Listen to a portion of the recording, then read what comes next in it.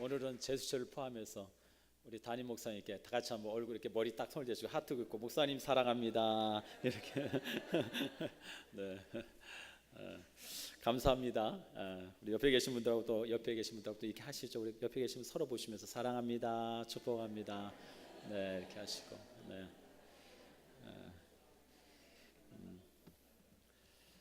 말씀 앞에 반응하는 신앙, 이 믿음을 또 우리가 굳건히 붙들 수 있게 축복합니다. 한번 기도하시죠. 하나님 아버지 감사합니다. 오늘도 하나님의 은혜 앞에 섭니다. 날마다 두렵고 떨림으로 주의 은혜의 보좌 앞에 엎드립니다. 주께서 주의 긍휼의 손을 베풀어 주시고 또 의로운 오른손으로 붙잡아 주셔서 나 홀로 살아가는 인생이 되지 않게 하시고 하나님이 책임져 주시고 하나님이 보증해 주시고 하나님이 결정지어 주시는 인생이 되게 하여 주시옵소서. 아버지 하나님, 연약한 인생 또 부족한 자를 세우셨습니다. 하나님의 말씀 앞에 겸허히 주의 말씀만을 증거할 수 있도록 붙잡아 주시고 말씀을 전하는 자나 듣는 자나 성령님의 한 교통 안에서 귀한 은혜가 있게 하시고 말씀이 말씀되어지는 역사가 있게 하여 주시옵소서. 모든 것 주께 온전히 의탁하며 살아계신 예수님의 이름으로 간절히 기도합니다. 아멘. 제가 이번 주 이렇게 말씀을 보면서요, 두 가지 말씀이 이렇게 좀 마음에 이렇게 이번 주 말씀 이렇게 묵상하면서 이번 한 주간 거의 한 10년 개 말씀을 쭉 이렇게 좀 봤던 것 같은데 그 말씀 이렇게 좀 보면서 제 마음에 와닿았던 말씀이 신명기 10장 13절이었어요. 한번 보실까요? 신명기 10장 13절을 제가 띄워놨습니다. 한번 읽어보실까요? 시작. 내가 오늘 내 행복을 위하여 내게 명하는 여호와의 명령과 규례를 지킬 것이 아니냐라고 나와요. 그리고 맨 끝에 영어로 보면 I'm giving you today for your own good이라고 나와요. 뭐죠? giving you, 난 항상 너에게 주고 있다는 거. 현재 진행형이잖아요. 하나님이 지금도 우리에게 주고 계신데요. 오늘날 for you, 너를 위해서, 우리를 위해서 주신대요. own good, good이 뭐죠? 좋은 것, 좋은 것, 최상의 것. 하나님이 오늘도 저와 여러분에게 이 은혜를 주고 있다는 거 여러분 믿으시죠? 예. 그래서 하나님이 이 은혜를 우리에게 주시고자 우리에게 명령하신 게 뭐냐? 내 행복을 위하여 내게 명하는 여호와의 명령과 규례를 뭐하라고요? 지켜라 라고 말씀하셔요. 여러분 때로는 신앙생활 한다는 게 참 부담이죠. 솔직히 여러분 물어볼게요. 부담이죠. 뭐 이렇게 하라는 게 많고 뭐 이렇게 요구하는 게 많은지, 교회 오면 또 하지 말라는 것도 참 많아요. 뭐 하지 마라, 뭐 하지 마라, 뭐는 해라. 그냥 피곤해요. 어떨 땐 솔직히 좀 신앙생활 한다는 게. 예, 정말 여러분 안 그러신가요? 저만 그런가? 하여튼 피곤해요. 신앙생활 열심히 하려고 그러면 안 피곤하고는 도저히 뭐 진짜 편하게 신앙생활 하면은 아까 오늘 목사님 말씀하셨잖아요. 낮에도. 예, 정말 피곤해요. 그런데 우리가 그렇게 해야 되는 이유가 단순히 하나님이 우리를 구원해 주시고 우리를 하나님의 백성 삼아 주셨으니까 의무적으로 마땅히 해야 되는 거니까 그냥 하나님이 강제적으로 해라 라고 하시는 말씀보다 하나님의 본심은 여기에 있는 거예요. 여기에 오늘 내 뭐를 위해서요? 행복을 위해서, 내 장래를 위해서, 내 미래를 위해서, 내 삶의 모든 것을 위해서 하나님이 모든 걸 다 주시려고 하나님이 모든 것을 우리에게 요구하신다는 거예요. 요구하신다. 여러분 이 말씀을 믿을 수 있길 축복합니다. 또 하나는 오늘도 제가 2부 예배 때 이제 말씀 서원에 이렇게 이제 예배 시간 처음 이제 시편 1편을 읽어드렸잖아요. 그렇죠? 복 있는 사람은 뭐라고요? 악인들의 꾀를 따르지 아니하고 죄인들의 길에 서지 아니하고 오만한 자들의 자리에 앉지 아니하고 오직 여호와의 율법을 즐거워하여 그 율법을 주야로 묵상하는 자로다. 그래서 언젠가 제가 말씀드렸죠. 우리가 하나님의 말씀을 주야로 묵상하는 거 그거는 해요. 지금도 여러분들 하고 계시잖아요. 그런데 정말 복 있는 사람은요, 거기서 한 걸음 더 나가는 거예요. 어떤 거예요? 그 말씀이 즐거워하는 자리까지 가는 거예요. 그게 정말로 복 있는 인생인 거예요. 그냥 단순히 말씀을 읽고 그치는 것에 그친다면 그건 그렇게 큰 의미가 없어요. 그건 당연히 우리가 날마다 우리가 영의 양식을 공급받아야 하기에 우리가 하나님 앞에 그렇게 해야 되는 거예요, 여러분. 하나님이 우리에게 그리 아니하실지라도 우리가 마땅히 주의 사람이라면 주의 말씀을 날마다 먹어야 되는 거예요. 그건 당연한 거예요. 그런데 정말로 거기서 한 걸음 더 나가서 복 있는 인생이 되려면 그 말씀이 즐거워야 돼요. 즐거워요. 그 말씀이 내 삶의 전부가 되어야 되는 거죠. 말씀이 부담이 되면 안 돼요. 그 말씀이 정말 내 삶의 영역에 꼴이 된다는 것을 믿고 즐거워하고 그 그 말씀이 내 삶을 지배하는 자리까지 갈 때 우리의 삶은 참으로 복된 삶이 될 줄 믿습니다. 예.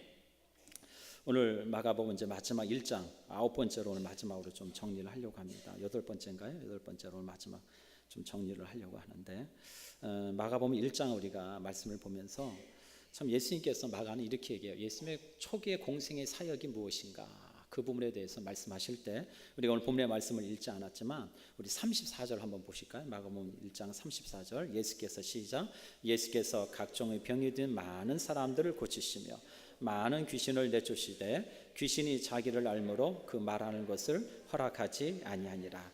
예수께서 각종 병든 사람들을 고치시고 귀신을 쫓아내시고 또 뭐가 드러나기 시작하는 거예요. 예수님이 누구시라는 게 그렇죠. 하나님의 아들이시고 그분이 메시아라는 것이 드러나기 시작하시더라 라고 마가는 이야기해요. 그러면서 예수님께서 이제 초기 사역이 대부분 북부 갈릴리라고 하는 지역 가버나움 기억나시죠? 가버나움이 무슨 뜻이라고 말씀드렸어요? 위로의 동네. 이 가버나움이라는 곳에서 어떻게 보면은 북부 갈릴리 지역의 조그마한 동네에 한정 지어져서 예수님의 사역이 초기 사역이 시작이 됩니다. 그런데 참 놀라운 것은요.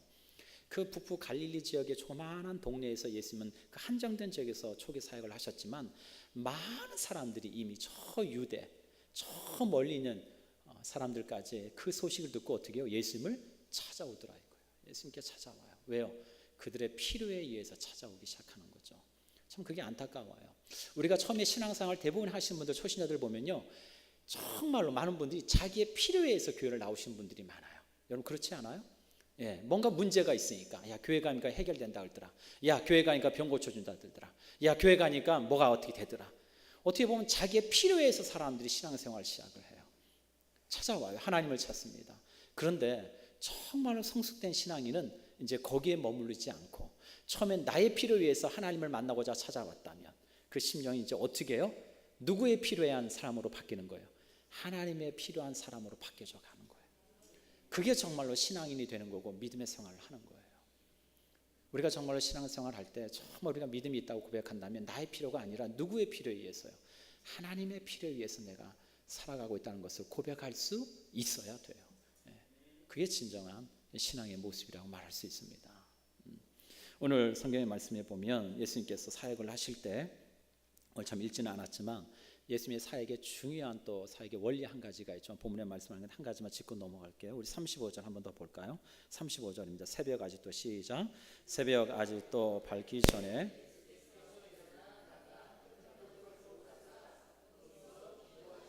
예, 그렇죠. 예수님이 수많은 무리들이 몰려오고 또 요한복음의 말씀에 보면 오병이어 기적 사건을 통해서 많은 사람들이 예수님을 왕으로 삼으려고 하고 예수님의 존재가 세상 앞에 드러나니까 하나님이 그분이 누구인가를 드러내시니까 여러분 무슨 얘기인지 아시겠죠? 내가 드러내는 게 아니에요. 하나님이 드러내시는 거예요. 또 하나님이 감추시는 거예요. 네. 그걸 우리가 신앙생활을 하면서 경험할 수 있어야 돼요. 때로는 하나님이 공동체를 위해서요 감추어 주실 때도 있어요. 왜? 그것이 드러나면 은혜가 안 되니까. 근데 때로는 드러나게 하실 때도 있어요. 왜요? 공동체를 살려야 되니까. 이해되시겠어요? 네. 하나님의 그런 사역들을 우리가 신앙생활을 하면서 보실 수 있어야 된다고요. 예수님께서 사역을 하실 때 가장 중요한 사역의 기본 원칙이 뭐냐면 항상 한적한 곳에 가셔서 새벽 미명에 뭐 하셨다고 말씀하셔요? 기도하셨다는 거예요. 기도. 여기 얼마나 중요한지 제가 연거푸 강조하지 않더라도 우리 여기 있는 성도님들은 다 잘 알고 계실 거예요. 사역의 처음과 시작은 항상 기도예요. 기도로 시작해서 기도로 맞춰야 돼요. 우리 예수님은 항상 기도하셨고 우리가 흔히 하는 말에 바쁠수록 뭐 하라고 그래요? 기도하라고 말씀하시잖아요. 우리 여기 청년들도 있는데 잊지 마세요. 여러분의 삶은 내 게 아닙니다. 하나님의 거예요. 하나님 앞에 쓰임받기를 원한다면 기도의 사람이 되길 바라고 그리고 정말 기도로 내 인생을 승부할 수 있는 그런 인생이 되기를 주의 이름으로 축복합니다. 아멘. 오늘 본문의 말씀을 좀 이제 간단히 보길 원하는데 오늘 나병 환자가 이야기가 나옵니다. 나병 환자가 우리 옛날 성경 번역 전에 구번역성에는 뭐라고 얘기했죠? 문둥병이라고 그랬어요. 문둥병. 그런데 이제 개역 개정을 바꾸면서 나병이라고 이제 바꿉니다. 이유가 있어요. 문둥병. 여러분 문둥병 그러면 우리 의식이 뭐예요? 좀 부정적이잖아요. 그래서 약간 인권에 대한 문제도 있고 제기도 있었어요. 야, 이게 문둥병이 뭐냐, 문둥병이. 좋은 말 내비두고. 그래서 나병이라는 단어로 바꿨어요. 인권의 문제도 있고 좀 어감도 좀 드리게 좀 거북하고.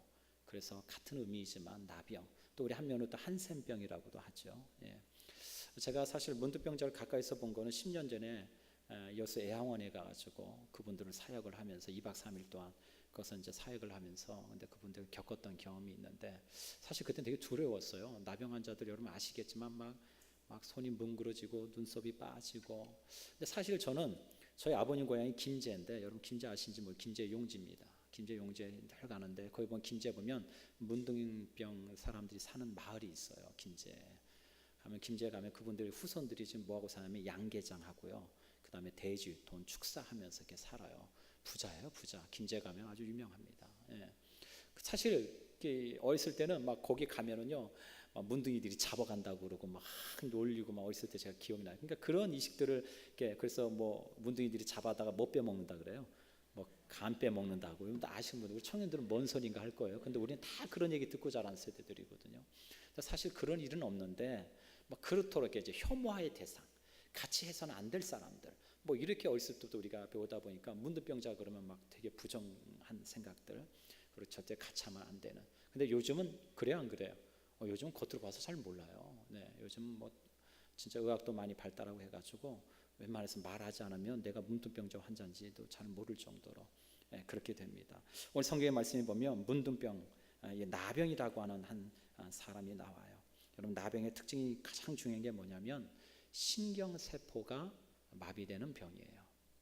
그게 가장 중요한 거예요. 무슨 얘기냐? 자기 몸이 썩어 문드러져 가는데도 그거를 자각할 수 없는 병이에요. 그래서 문둥병이 무서운 거예요. 속된 말로 우리가 이렇게 가위로 칼로 이렇게 손을 딱 빼면은 아픔을 느껴야 되잖아요. 근데 문둥병을 그걸 느끼지 못해요. 그러니까 심각한 거죠. 1840년에 벨기에에서 태어난 한 유명한 신부가 있어요. 나병 환자들의 사도라고 불리는 분인데 이분이 다미안 신부라는 분이에요. 다미안 신부. 여러분 사진에 보이죠? 왜 젊으냐면 이분이 젊은 나이에 죽었어요. 젊은 사진밖에 없습니다. 이 다미안 신부가 벨기에 출신인데 이분이 나이 20대 중반서부터 이제 하와이 그 군도에 가가지고 문둥병 환자들, 나병 환자들을 그가 이제 돌봅니다. 정말 정성껏 돌봐요. 그래서 30대 초반에 돼서 정말 모든 헌신을 다해서 그 나병 환자들을 거두고 그들의 그 삶의 가운데 고통스러운 걸 다 보면서 정말 이루 말할 수 없는, 우리 여러분 잘 아시는 손양은 목사님이 그렇죠, 그 나병 고름들을 막 빨아올고 막 했던 그 정도로 이 다미안 신부도 그렇게 해서 나병 환자들을 돌봅니다. 근데 어느 날 30대 중반이 좀 못 되었을 때 다미안 신부님이 몸에 너무 피로가 느끼는 거예요. 내가 너무 과로했나 보다. 좀 몸을 좀 쉬어야 되겠다. 좀 나 좀 쉬고 싶다. 이런 마음에 따뜻한 물을 데펴놓고 거기다 좀 샤워를 좀 하고 싶어서 이 다미안 신부가 뜨거운 물을 펄펄 끓입니다. 펄펄 끓여요. 그래서 이 물을 끓인 것을 큰 대야에다가 이제 옮기려고 들고 가요. 근데 딱 실수하는 바람에 이 물을 어떻게 해요? 자기 발등에 쏟아요. 여러분 펄펄 끓는 물을 자기 발등에 쏟았으니 여러분 상상을 보세요. 껍질이 다 벗겨지고 그냥 뭐 어마어마한 비명을 질렀겠죠. 그런데 다미안 신부가 못 느껴요. 자기 발에 그 뜨거운 물이 떨어졌는데도 아픔을 못 느끼는 거예요. 그래서 다미안 신부가 아하, 나도 뭐가 걸렸어요? 나도 나병이 걸렸구나. 그리고 그 다미안 신부가 젊은 나이에 30대 중반도 못된 나이에 그가 목숨을 잃습니다. 지금도 하와이 그 뭐죠, 칼라우파파라고 하는 이 선착장에 가면은 이게 다미안 신부를 기리는 십자가가 이렇게 세워져 있다고 그래요, 기념으로. 거기에 요한복음 15장 13절의 말씀이 기록되어 있대요. 여러분 한번 찾아보세요. 한번 요한복음 15장 13절이 어떤 말씀인지 한번 찾아보실까요? 요한복음 15장 13절.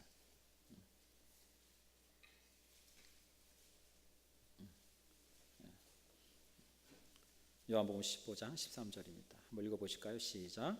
사람이 친구를 위하여 자기 목숨을 버리면 이보다 더 큰 사람은 없나니. 그렇죠. 이 말씀이 그 십자가에 기록되어 있다 그래요. 사람이 자기 친구를 위하여 그 목숨을 버린 것보다 더 큰 사랑은 없다. 이 사랑을 이미 우리에게 보여주신 분이 계시잖아요. 누구예요? 예수 그리스도, 우리의 구주가 되십니다. 그 사랑을 실천해서 거기에 많은 문둥병자들 후손들이 지금도 만약에 2000년 전에 오셨던 그 예수님이 어떤 모습일까? 라고 묻는다면 많은 사람들이 이구동성 이 다미안 신부님이었을 것이다 라고 얘기한다고 그래요. 어떻든 여러분, 문둥병의 이 나병의 가장 큰 어려움은 세포가 죽어가면서 자기가 자각할 수 없다는, 그래서 손이 문드러져서 썩어져 나가도 잘 모르고 그런 고통이 있는 병이 이 나병이라고 하는 병이에요. 그 나병에 걸린 한 환자가 오늘 누구에게 찾아와요? 예수님께 찾아와요. 결론적으로 먼저 말씀드리자면 이 본문의 말씀은요, 한 나병 환자, 천병이라고 하는 병에 걸린 사람, 당시 의학으로는 도저히 고칠 수 없는 병에 걸린 사람, 그 사람이 예수를 만나서 어떻게요? 병을 고침을 받았다라고 하는 것이 표면적인 이야기이지만 그러나 더 큰 의미는 거기에 있지 않아요. 마가는 이 나병 환자를 통해서 보고 싶은 세계관이 있었어요. 그게 뭐냐? 당시의 유대라고 하는 민족 공동체를 보여주고 싶었던 거예요. 스스로가 이 문둥병이란 나병에 걸려서도 스스로가 썩어 문드러져 가면서 그 세포가 떨어져 나가고 살이 떨어져 나가고 자기 신체 일부가 떨어져 나감에도 불구하고 자신이 그 썩어 문드러져 가는 영적인 자각을 느끼지 못하는 세대, 그 세대가 누구예요? 당시 이스라엘 유대 공동체였다고 봤거든요. 그 공동체에 누가 찾아오셔요? 예수님이 찾아오셔서 그 인생을 고치시고 치유하시는 사건을 통해서 마가는 예수님이 왜 이 땅에 오셨는지, 왜 그리고 유대 공동체에 오셨는지를 우리에게 전하고 싶은 것이죠. 그래서 여러분, 오늘 말씀을 통해서 한 3가지 정도 우리 간단히 한번 보길 원하는데, 먼저 우리 예레미야 13장 한번 볼까요? 말씀 띄워주시죠. 예레미야 13장입니다. 예레미야 13장 한번 보시죠. 없어요? 예. 예레미야 13장 우리 9절로 11절 한번 찾아보실까요? 예레미야 13장 앞에 쭉 가시죠. 예레미야 13장 9절로 11절. 예레미야가 아니라 레위기, 죄송합니다. 레위기 죄송해요. 레위기죠. 네, 예레미야는 제가 레위기 띄웠죠. 레위기 한번 보겠습니다. 한번 그 당시에 나병이라고 하는 문둥병이라는 것이 어떤 것인지 한번 레위기 말씀 나오는데 한번 보시죠. 사람에게, 시작. 사람에게 나병이 들었거든 그를 제사장에게로 데려갈 것이요 제사장은 진찰할지니 피부에 흰점이 돋고 털이 휘어지고 거기 생살이 생겼으면 이는 그의 피부에 오랜 나병이라. 제사장이 부정하다 할 것이요 그가 이미 부정하였은즉 가두어 두지는 않을 것이요. 이게 무슨 얘기냐? 나병에 걸렸다라고 의심되는 사람이 있으면 그 나병의 판정 권한은 누구에게 있는 거예요? 제사장에 있는 거예요. 그래서 뭔가 좀 피부 이상한 게 흰 것이 돋고 이것이 오랫동안 사라지지 않고 그러면은 얼른 이 사람은 누구에게 가야 돼요? 제사장에 갑니다. 그래서 제사장에 가가지고 일주일 동안 지켜봐요. 이렇게 그 지켜보는 동안에는 어떻게 해요? 격리를 시켜요. 이렇게 격리시켜 가만히 지켜봐서 며칠이 지났음에도 불구하고 그것이 지나지 않고 계속 유지가 되면은 이제 제사장이 뭐라고 판정을 내려요? 당신은 나병에 걸렸어 라고 판정을 내려요. 그런데 며칠이 지난 다음에 이거 좀 스물스물 없어지면 이제 그 병은 나병이 아니니까 당신 신경 쓰지 마시오 하고 돌려보내요.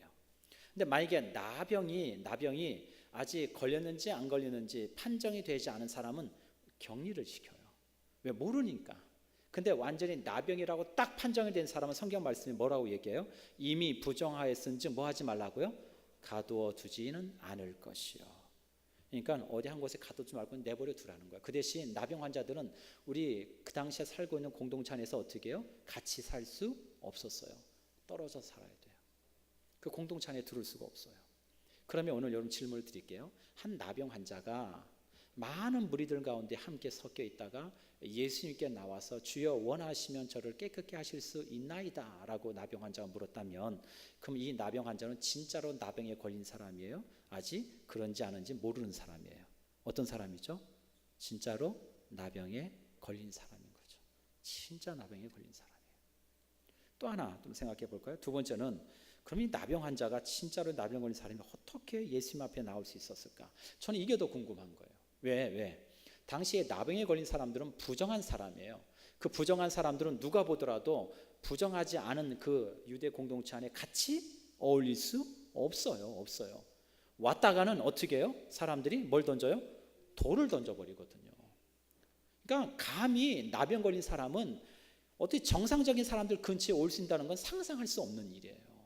그걸 허용하지도 않을 뿐더러요. 그런데 그 많은 무리들 가운데 섞여서 어떤 한 사람이 예수님께 툭 등장해가지고 주여 원하시면 저를 깨끗게 하실 수 있나이다 라고 고백하는 나병 환자가 나왔다는 거예요.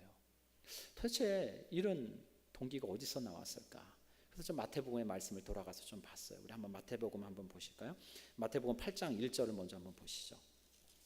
마태복음 8장 1절 나오시죠? 한번 시작. 예수께서 산에서 내려오시니 수많은 무리가 따르니라. 그 다음부터 내어지는 이야기가 이제 이 나병 환자에 대한 이야기예요. 그러니까 마태복음 8장에 있는 내용과 마가복음 1장 오늘 본문에 있는 마음이 동일한 이야기예요. 근데 그 당시의 배경 설명은 마태는 이렇게 얘기하고 있어요. 예수께서 산에서 내려오시니 수많은 무리가 따르니라 라고 얘기해요. 그러면 예수님께서 산에서 내려오셨다는 얘기는 그 앞에 예수님께서 산에 계셨다는 얘기잖아요. 그래서 마태복음 5장부터 7장까지를 우리가 뭐라고 얘기해요? 산상수훈이라고 얘기해요. 예수님께서 산에 오르셔서 산상수훈의 말씀을 많은 무리들에게 어떻게 해요? 말씀 앉으셔서 가르치셨어요. 그렇죠? 우리가 잘 아는 것처럼 그죠? 심령이 가난한 자는 복이 있나니 천국이 저희 것이요. 이런 말씀하시고 누구든지 너희에게 오른밤을 때가도 왼밤을 돌려대라 말씀하시고 이 모든 산상수훈의 말씀을 하시는 가운데 많은 사람들이 주옥 같은 말씀 하나님의 그 메시지를 많은 사람들이 듣고 있습니다. 한마디로 요즘 얘기하면 많은 사람들이 막 은혜를 입어요. 와 어쩜 저런 말씀 귀한 말씀. 그러니까 그 말씀을 듣고 사람들이 그 은혜 앞에 어떻게 해요? 예수님께서 산을 내려가시니까 그 많은 사람들이 산에 그냥 있지 못하고 같이 예수님을 따라서 어떻게 하는 거예요? 산에서 내려오는 거예요. 그래서 누가 가는 동선에 맞추는 거예요. 예수님이 가시는 동선에 똑같이 맞춰서 무리들이 그 예수님을 따라가는 거예요. 그 예수님이 주신 귀한 말씀이 너무 은혜가 되니까. 그런데 그 따라오던 무리 가운데 누구도 있었다는 걸 우리가 짐작할 수 있는 거예요. 그렇죠. 한 나병 환자도 있었다는 거예요. 그 나병 환자가 그럼 도대체 무슨 결단으로 무슨 믿음으로 그 많은 부정하지 못한 부정한 사람이 그 많은 사람들 앞에서 자신의 정체를 드러낼 수 있었을까? 그래서 마태복음 말씀을 이렇게 앞에 봤어요. 도대체 어떤 말씀이 이 나병 환자에게 마음에 어떻게 보면 믿음을 주고 마음의 결단을 줬을까 생각해 보니까 6장 한번 보셔요. 6장 우리 띄워주실까요? 6장 25절로 32절에 한번 읽어보시죠. 여러분 이 말씀 구절구절로 한번 여러분 잘 되새기면서 읽어보셔요. 읽겠습니다. 시작. 그러므로 내가 너에게 이르노니 무엇을 위하여 무엇을 먹을까 무엇을 마실까 몸을 위하여 무엇을 입을까 염려하지 말라. 목숨이 음식보다 중하지 아니하며 몸이 의식보다 중하지 아니하냐. 공중의 새를 보라. 심지도 않고 거두지도 않고 창고에 모아들이지도 아니하되 너희 하늘 아버지께서 기르시나니 너희는 이것들보다 귀하지 아니하냐. 너희 중에 누가 염려함으로 그 길을 한 자라도 더할 수 있겠느냐. 또 너희가 어찌 의복을 위하여 염려하느냐. 들의 백합화가 어떻게 자라는가 생각하여 보라. 수고도 아니하고 길쌈도 아니하느니라. 그러나 내가 너에게 말하노니 솔로몬의 모든 영광으로도 입은 것이 이 꽃 하나만 갖지 못하였느니라. 오늘 있다가 내일 아궁에 던져지는 들풀도 하나님이 이렇게 입히시거늘 하물며 너희일까 보냐. 믿음이 작은 자들아. 여기까지요. 여기까지. 저는 이 말씀이 이렇게 묵상했는데 아하, 이 나병 환자가 이 말씀에 믿음이 생겼겠다라는 생각이 들었어요. 왜요? 자신은 버림받은 인생이라고 믿고 살아왔거든요. 나병은 당시로서는 천병이라고 얘기했어요. 하나님께 저주받은 사람, 하나님께 큰 죄를 범해서 그 죄의 형벌을 받은 사람이라고 믿겨지는 별이 나병이었어요. 하나님께로 버림받은 뿐만 아니라 나병에 걸린 사람은 자신의 하나님의 택한 백성이라는 선민의 공동체로부터도 버림을 받았어요. 그러면 이 인생은 누가 거두고 이 인생을 누가 돌보고 이 인생에 긍휼을 베푸고 이 인생을 불쌍히 여길 사람이 있을까요? 없을까요? 없는 거예요. 아무도 없는 거예요. 하나님도 버리셨는데요. 그리고 누구도 버려요? 자신의 선민이라고 하는 같은 민족도 자신을 버렸거든요. 자신은 살아갈 의무가 없는 거예요. 의미가 없어요. 그냥 나는 이렇게 살다 죽나 보다. 그런데 예수님이 뭐라고 말씀하시냐면 하늘의 모든 들불도 땅의 하늘의 새들도 땅에 들 것도 누가요? 하나님이 하물며 우리의 인생을 창조하신 우리를 창조하신 그 하나님이 오늘 말씀 보세요. 오늘 읽다가 내일 아궁에 던져지는 들풀도 하나님이 이렇게 입히시거늘 하물며 뭐라고요? 너희일까 보냐 믿음이 작은 자들아.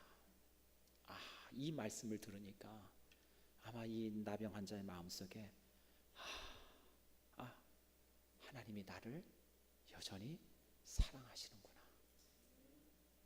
여러분 성경 말씀에 믿음은 어디서 나요? 들음에서 나요. 들음은 뭐라고 말씀하셔요? 하나님의 말씀이라고 말씀하셔요. 여러분 왜 말씀을 들어야 되는지 아시겠죠? 믿음이 없다라고 불평하고 믿음이 없다라고 자꾸 나 자신을 낮추기보다는 내가 얼마나 하나님의 말씀을 듣고 있냐를 점검하셔야 돼요. 그게 순번인 거예요. 내가 얼마나 하나님의 말씀을 듣고 있느냐. 이 나병 환자도요, 그 많은 무리들 가운데 아마 조용히 숨죽여서 자신의 정체를 숨기는 가운데 그 추억 같은 메시지를 어디 구석인가 듣고 있었을 거예요. 근데 그 많은 말씀들 중에서 다른 기억하지 못할지라도 이 말씀만큼은 마음에 꽉 새겨진 거죠. 하물며 너일까 보냐 믿음이 작은 자들아 라고 이 말씀이 이 나병 환자에 어떻게 해요? 믿음을 불러주고 그 믿음을 통해서 결단의 자리까지 나아가도록 이끌었다고 저는 믿어요. 그래서 많은 무리들이 그 산에서 내려올 때 이 나병 환자도 어떻게 해요? 그 무리들 가운데 따라서 내려가요. 누구를 만나기 위해서요? 그렇죠. 예수님을 만나야 내 삶의 문제가 해결이 되니까. 여러분 그런 가운데 정말 이 나병 환자가 예수님께 나와서 이렇게 묻죠. 우리 말씀 본문에 다시 말씀 가실까요? 마가복음 1장 우리 보실까요? 40절 41절 한번 이렇게 얘기합니다. 한 나병 환자가 예수께 와서 꿇어 엎드려 간구하여 이르되, 우리 다 같이 읽겠습니다. 시작. 원하시면 저를 깨끗하게 하실 수 있나이다. 여러분 여기 참 중요한 말씀이에요. 여러분 원하시면이라고 물어요. 원하신다는 건 겸손한 요청이에요. 제가 말씀드렸죠. 구원은 겸손한 요청이다. 원하시면 주여 내가 원하는 거예요? 주님이 원하는 거예요? 여러분 참 그게 중요한 거예요. 여러분 기도의 응답에서 이걸 여러분들이 순번을 바꾸시면 안 돼요. 원하시면 라고 물어요. 주님 제가 원합니다 라고 묻지 않아요. 원하시면 저를 깨끗게 하실 수 있나이다 라고 해요. 여기서 깨끗하게 하다는 것은 여러분 병리학적인 의미가 아니에요. 단어가 아닙니다. 이거는 뭐 어떤 얘기하면 종교적인 의미예요. 종교적인 의미. 그러니까 쉽게 해서 의학적인 용어에 가깝기보다는 어떻게 보면 종교적인 의미에 더 가까워요. 그러니까 무슨 얘기냐? 내 영혼을 하나님이 만져주시길 원한다라고 하는 의미에 더 가까운 단어예요. 그랬더니 주님이 뭐라고 대답하시냐면 41절 보세요. 예수께서 읽으시까 시작. 불쌍히 여기사 손을 내밀어 그에게 되시며 이르시되 뭐라고 말씀하셔요? 내가 원하노니 깨끗함을 받으라 하시니. 예수님도요 뭐라고 말씀하셔요? 내가 원한다라고 얘기해요. 내가 원한다. 여러분 무슨 얘기인지 아시겠죠? 기도의 응답은요 누가 원하시는 거예요? 하나님이 원하시는 거예요. 하나님이 원하시면 내 삶에 기적이 일어나는 거예요. 여러분 이게 기도의 응답인 거예요. 하나님이 원하시면 내 삶에 기적을 보는 거예요. 그래서 많은 분들이 기도할 때 왜 하나님이 내게 기도 응답을 주시지 않으실까? 내가 그렇게 새벽에 나가서 기도하고 시간을 드리고 물론 다 좋아요. 여러분 그게 나쁜 게 아닙니다. 그렇게 하셔야죠. 근데 중요한 것은 내가 원하는 게 아니고 누가요? 주님이 먼저 원하셔야 돼요. 주님이. 오늘 나병 환자가 원하시면 깨끗게 하실 수 있나이다 했더니 주님이 뭐라고 말씀하시면 이 환자에게 그래 내가 너를 고쳐주겠다. 내 병이 나았다 라고 말씀하시지 않으시고 뭐라고 말씀하셔요? 내가 원하노니 깨끗함을 입으라 받으라 라고 말씀하셔요. 그러니까 참 여러분 이게 그 환자의 요구와 하나님이 바라보시는 초점이 시각이 맞아진 거예요. 여기서 깨끗함을 입으라는 그 의미는 예수님께서 이 육체적인 이 질병의 원인이 단순히 어떤 세균이 들어와가지고 이 사람이 병에 걸린 게 아니라 이 사람이 병에 걸린 근본적인 원인이 어디로부터 기인했느냐를 보고 있는 거예요. 왜 이 사람이 이 병에 걸렸느냐? 그것은 하나님과의 단절부터 왔고 그것이 육적인 것이 아니라 영적으로 그가 하나님 앞에 병이 들었다는 것을 예수님이 말씀하시는 거거든요. 그래서 우리가 어떤 병에 걸리거나 어떤 연약함이 있을 때, 내 삶에 어떤 문제가 자꾸 꼬이기 시작할 때 단순히 환경과 조건만을 보시고 이래서 이런 결과가 날 거라고 판단하시기 전에 믿음의 사람은 내가 하나님과의 그 관계 속에서 올바른 관계, 하나님과의 그 관계에 문제가 없는지를 먼저 점검하셔야 돼요. 그리고 그것을 놓고 하나님께 먼저 기도하셔야 돼요. 우리 나병 환자가 주께서 원하시면 라고 묻잖아요. 원하시면. 오늘 그런 가운데 마지막으로 이 나병 환자가 깨끗함을 입습니다. 그랬더니 주님이 뭐라고 말씀하시냐면 44절 한번 보실까요? 이르시되 삼가 아무에게 아무 말도 하지 말고 가서 내 몸을 제사장에게 보이고 내가 깨끗하게 되었으니 모세가 명한 것을 드려 그들에게 입증하라 하셨더라. 왜 이런 말씀을 하셨을까요? 율법의 말씀을 이루시고자 함이에요. 우리 레위기 14장 말씀 한번 보실까요? 레위기 14장 한번 띄워주실래요? 레위기 14장에 보면 이런 말씀이 나와요. 한번 읽어보실까요? 예수께서 모세에게 말씀하여 이르시되 나병 환자가 정결하게 되는 날의 규례는 이러하니 그 사람을 제사장에게로 데려갈 것이요 제사장은 진영에 나가 진찰할지니 그 환자에게 있던 나병 환부가 나았으면 제사장은 그 정결함을 받은 자를 위하여 명령하여 살아있는 정결한 새 2마리 백향목, 홍색실, 우슬초를 가져오게 하고 제사장은 또 명령하여 그 새 하나를 어디요? 흐르는 물 위에 질그릇 안에서 잡고 다른 새는 산채로 가져다가 백향목과 홍색실과 우슬초와 함께 가져다가 흐르는 물 위에 잡은 새의 피를 찍어서 나병 환자의 정결함을 자한 자에게 몇 번을 뿌려요? 7번 완전수죠. 완전히 정함을 입었다는 거예요. 7번을 뿌려 정하다 하고 그 살아있는 새는 어떻게 들에다가 놓일지며 정결함을 받은 자는 그 옷을 빨고 모든 털을 밀고 물로 몸을 씻을 것이라. 그리하면 정하리니 그 위에 진영에 들어올 것이나 자기 장막 밖에 며칠을 머물라? 1에 7일을 머물라. 이게 규정이에요. 여러분 정리하면 이런 맥이에요. 나병에서 완전히 나았다는 것을 증명받으려면 판정도 누가 해요? 제사장이에요. 나았다는 판정도 제사장이에요. 그 제사장에 갑니다. 갈 때 그냥 가는 게 아니라 뭘 가져가라고요? 산새 2마리, 우슬초, 그렇죠? 백향목, 그 다음에 뭐라고요? 아까 청색, 홍색실 가지고 가요. 그래서 산새 1마리를 가져다가 이 사람과 더불어 가서 저 흐르는 물에 가가지고 그 질그릇 안에 넣고 새를 꽉 잡습니다. 그럼 그거 잡으면서 피를 흘리죠. 그 피 흘리는 것을 질그릇에서 담아와요. 담아와서 그것을 우슬초에다 찍어서 그 병을 나음 입은 나병 환자에게 어떻게 7번 뿌립니다. 정하다 이렇게 뿌려요. 그러고 나서 이 사람은 아까 뭐라 했죠? 옷을 다 빨고 몸에 털을 다 밀고 깨끗하게 목욕을 한 다음에 며칠 동안요? 7일 동안 진 밖에서 대기해요. 그러고 나서 이제 새롭게 7일 동안 털을 다 밀면 7일이 지나면 몸에 또 털이 날 거 아니에요. 그렇죠? 어느 정도 회복이 되면 다시 진 안에 들어가서 정상적인 생활을 할 수 있었다. 근데 여기서 중요한 건 뭐냐면 뭘 잡았다는 거예요? 새 1마리를 잡아요. 그 새 1마리에 뭐를 흘리죠? 피 흘려요. 참 이게 중요한 거예요. 피 흘림이 없으면 죄사함이 없다고 말씀하시거든요. 참 이게 놀라운 은혜인 거예요. 여러분 제가 결론적으로 시간이 많이 갔는데 제가 결론적으로 2가지만 말씀드릴게요. 하나는 지금도요 이 세상에는 믿는 사람뿐만 아니라 믿지 않는 많은 사람들이 내가 지금 나병에 걸려서 죽어가고 있다는 걸 자각하지 못해요. 내 삶이 문드러지고 내 살이 문드러져가고 내 삶의 영역이 얼마나 부패해져 가는데도 불구하고 내가 나병에 걸린 줄 몰라요. 어떤 나병일까요? 영적인 나병이죠. 그 나병을 온전히 치유한 받기 위해서는 누구의 피 흘림 없이는 안 돼요? 예수 그리스도의 보혈의 피 흘림 없이는 안 된다는 걸 사람들이 몰라요. 여러분 그 은혜로만 우리가 나음을 입는 줄 믿습니다. 그 은혜가 아니고서는 어떠한 방법도 해결할 수 없어요. 우리 청년들도 여기 있지만 우리 죄의 문제를 해결할 수 있는 유일한 방법은 예수 그리스도의 십자가밖에 없어요. 다른 방법으로 결단코 해결할 수 없습니다. 그 피 흘림의 은혜로 우리가 오늘도 살아가는 줄 믿습니다.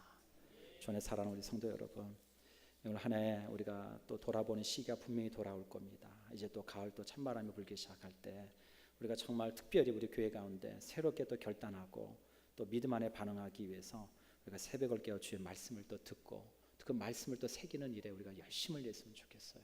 그래서 여러분 받은 은혜에만 누리려고 하지 마시고 그 말씀 앞에 정말로 믿음으로 반응할 수 있는 우리 성도님의 삶이 될 수 있기를 주의 이름으로 축복합니다. 하나님이 반드시 역사하실 줄 믿습니다. 기도하시죠.